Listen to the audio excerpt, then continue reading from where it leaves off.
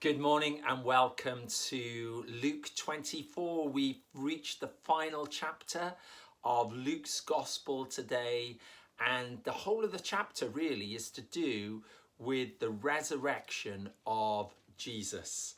And it is very true to say that this event took the disciples, the followers of Jesus, and everybody in the story by surprise.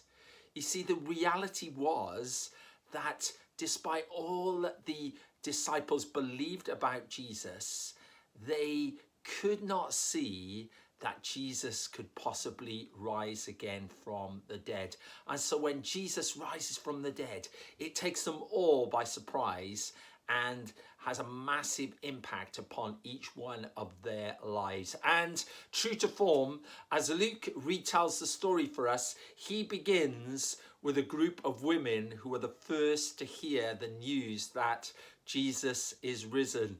And then again, he doesn't go to the central characters. He goes to these two relatively unknown Bible characters who are on a journey to a place called Emmaus, when Jesus chooses to come alongside them and explain to them the scriptures. And I love that phrase, that Jesus comes alongside them. Whatever you are going through today, it is great news that God can come alongside us in our situation. And these guys were confused.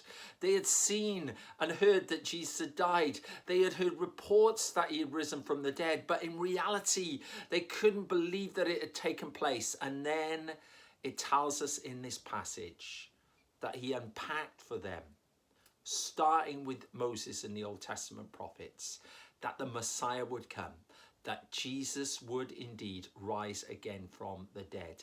So he imparts to them this vital information. But then we get this beautiful part of the story where Jesus pretends as if he's going to go further.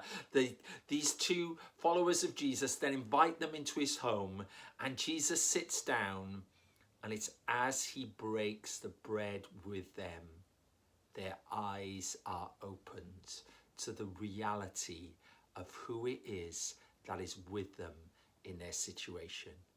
And you know, today, my prayer is that our eyes would be opened to the reality of who it is that is with us, whatever situation we are facing, whatever you are going through, whether it's the loss of a loved one, whether it's the loss of a job, whether it's a disappointment of something not occurring, or you're on the top of the world today, excited about life, what life has to unfold to you today. And then they say these words as they return to their friends, the other disciples, to tell them the good news that they have seen Jesus alive. They say, "Did not our hearts burn within us as he walked along the road with us?"